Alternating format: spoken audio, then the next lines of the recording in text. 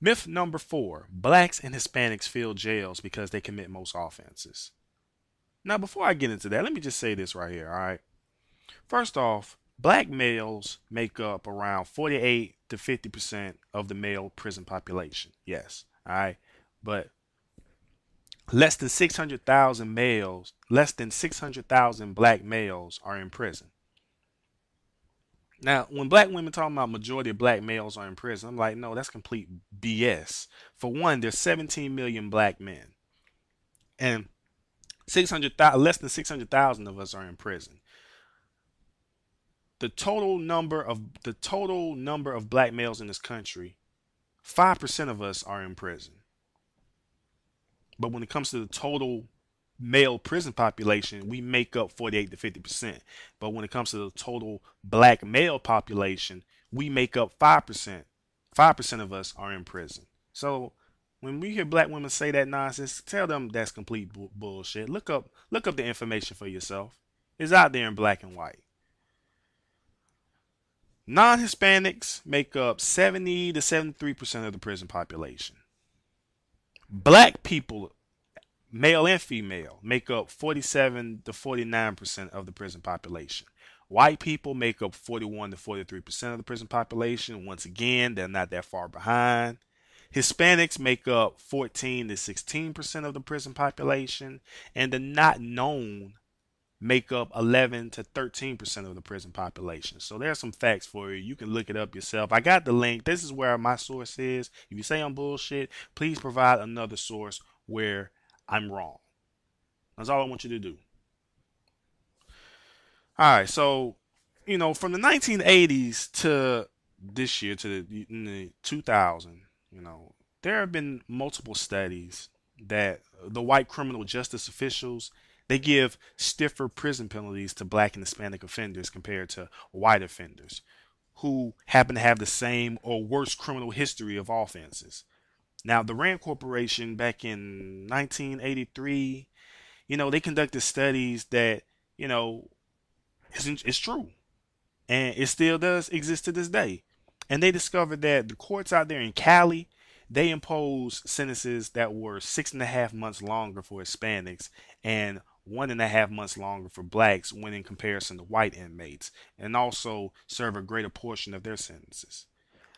Now, I want you to click on this link, and it's going to take you to an article where it talks about racial disparity in sentences. Now, you have those who may be watching this video right now who are well aware about racial disparity and the reason why blacks make up a huge percent of the make up a huge difference in the prison population, but also you have those who are unaware, and I just want to make those who are unaware aware. You feel me? So in the article, it mentioned that they have substantial proof that racial disparity does exist, and the continuation of racial disparity is due to 4 reasons: prosecutorial discretion, ineffective assistance in counseling and procedural bars, venue and jury selection, and the last one, racist jurors. So let's talk about each one of them. All right, the first one, prosecutorial discretion. Okay, now if you look at 2 types of crimes, right? White collar crime and street crimes. Even though they're different, they can be compared. Okay, white collar crime cases, the sentences are lesser than your regular street crimes. And those who commit white collar crimes, majority of their race are what? White. And majority of your regular street crimes, majority of race are who? Black. See, people who commit street crimes, they get punished more than those who commit equally heinous crimes. For example, tax fraud. Those who commit fraud, they're less likely to even step foot in court.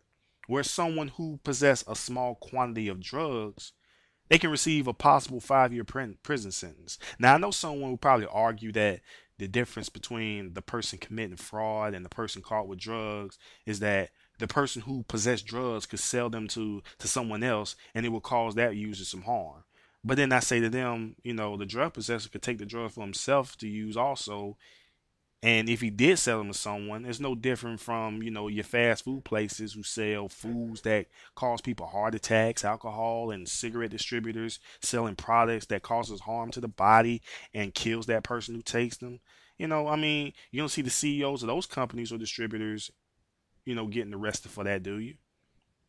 It's because it's legal, but yet it's killing people every damn day. But it's an issue that people who commit white collar, they don't get equal sentences than those who commit street crimes. Now, the second one is ineffective assistance of counsel and procedural bars. Now, I want y'all to Google the case of a man named Johnny Lee Gates. Now, he was accused of killing and raping a white woman, and he came from a community with only 13%, no, not 13, like 30% of other black people.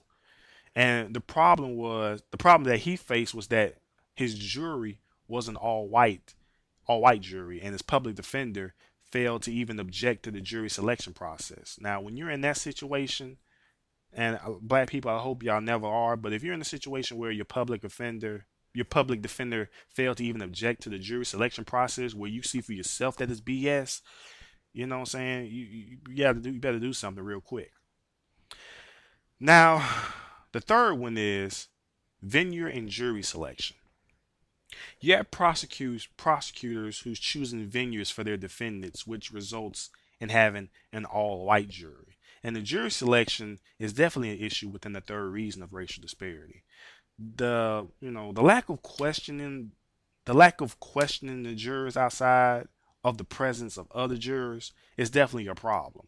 And they say that, it's not uncommon for jurors to give politically correct answers in front of others, but when they're in private, oh man, their racism can truly be revealed. Just like we seen with that lady when she was going crazy on that black postal worker. She didn't even know that he was videotaping him, but she was saying every racist thing that you can even look up in the racist dictionary, right?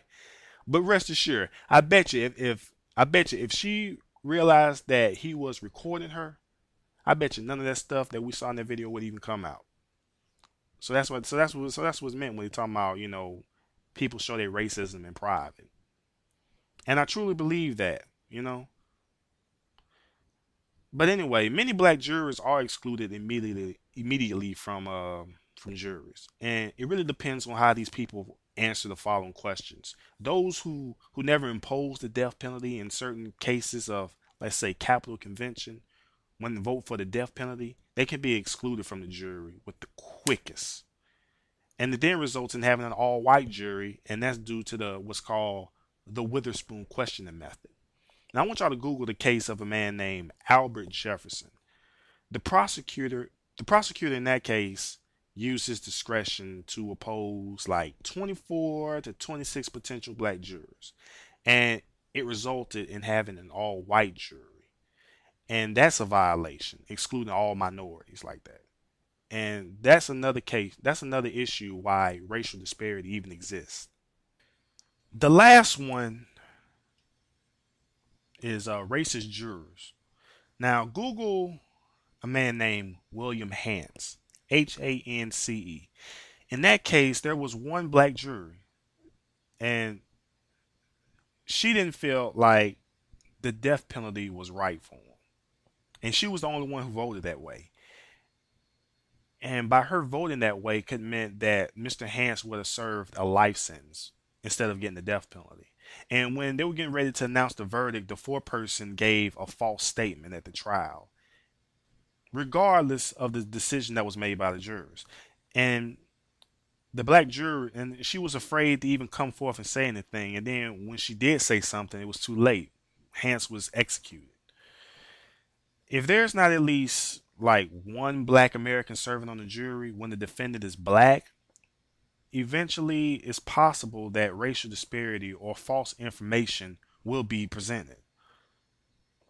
And as of yet, the criminal justice system has of yet to even address racial disparity. You know, on any media outlet, our society, man, it lives off the use of stereotypes.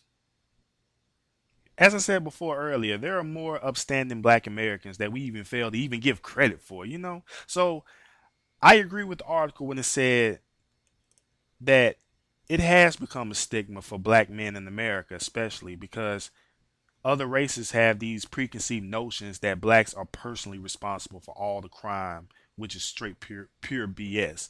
And you know, us as black people have seen comments from other white people who are talking about that's all black people do is commit crime. That's all they do. You know what I'm saying? Like they're so brainwashed by the media. Like they even fail to even look at all the type of crimes that their own white counterparts have committed.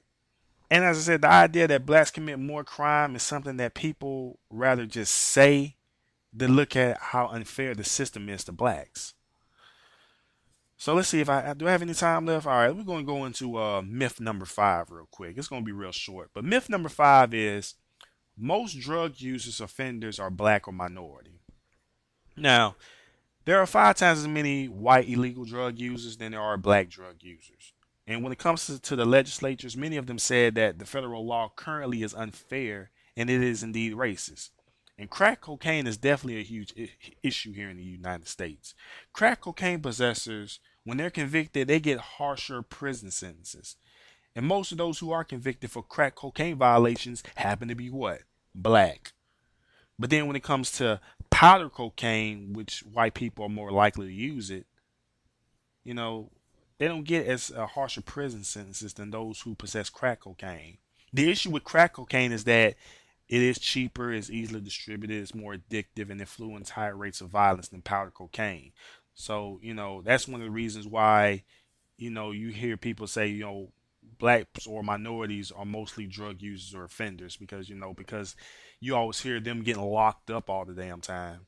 But yet those white people who take powder cocaine, you hardly hear them get any type of harsh, prison sentences. I mean, most of your meth labs are conducted by what race? Majority of what race? Whites. Every time you hear anything about a meth lab arrest, a meth lab crackdown, you always see pictures of white folks. But like I said, they want to ignore those facts. So I'm going to stop this video and we're going to go on to the next one, which is the last one. And we're going to talk about hate crimes, white hate crimes. So I'll holler at y'all.